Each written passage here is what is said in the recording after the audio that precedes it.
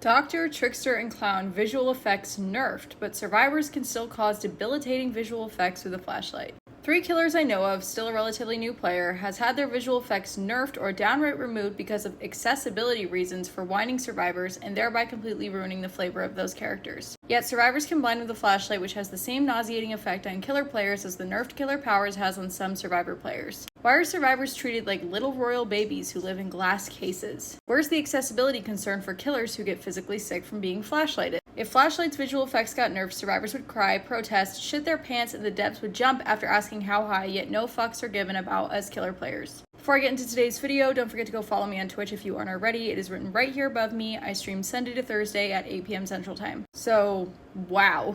First of all, the changes that have been made to Clown, Trickster, and Doctor's visual effects of their powers are not nerfs.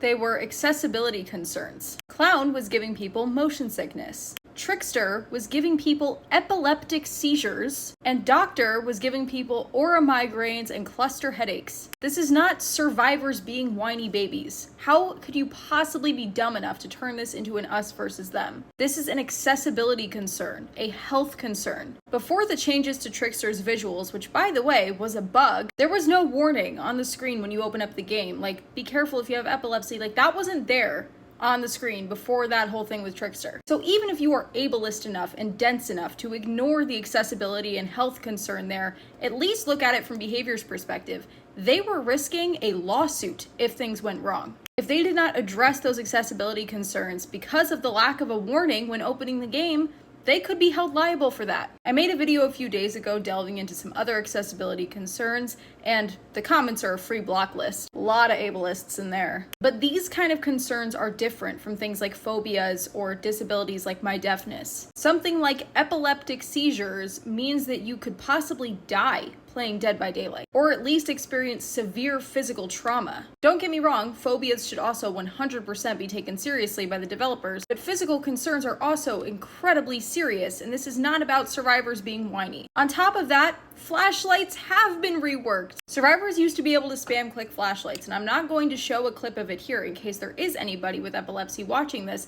but look it up if you don't have epilepsy. Go on YouTube and look up clips of old flashlights. Not only could survivors spam click the flashlights, but when you did get blinded as killer, it was this horrible white screen, which, what do you know, also gave people migraines. So what did behavior do? They addressed it and they fixed the blind animation. Since then, I haven't seen complaints online about how it affects people. You are the first, and to me it seems like you're doing it just to be petty, because you think accessibility is an us versus them issue. You're an ableist and you shouldn't be allowed to play Dead by Daylight. Your mindset is a threat.